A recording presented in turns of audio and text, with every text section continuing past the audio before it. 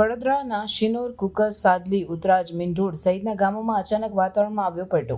વડોદરા જિલ્લાના શિનોર તાલુકામાં અચાનક વાતાવરણમાં પલટો આવતા ભારે પવન અને વીજળીના કડાકા ભડાકા સાથે ધોધમાર વરસાદ વરસ્યો।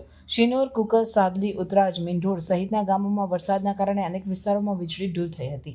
ભારે પવનના કારણે મકાનના પતરા ઉડી ગયા અને વૃક્ષો ધરાશાયી થયા, જેના પરિણામે વાહન વ્યવહારમાં અડચણો સર્જાઈ।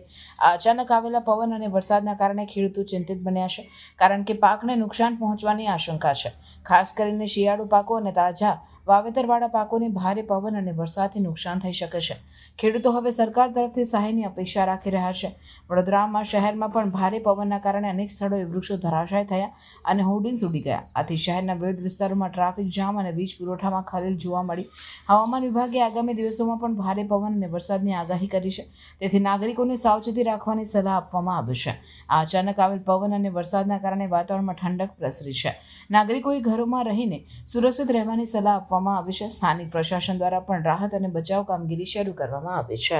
નાગજીભાઈ જેઠાભાઈ ગુસાઈ, શિનોર, કપિલ મંદિર બસ સ્ટેન્ડ પાસે પંચાયત ઓફિસની સામે રાત્રે ખૂબ મોટું વાવાઝોડું આવેલ હોવાથી મેં સેફ જગ્યાએ જતો રહેવાથી મને કોઈ નુકસાન થયેલ નથી, પરંતુ મારા ઘરને ખૂબ મોટું નુકસાન થયેલ છે।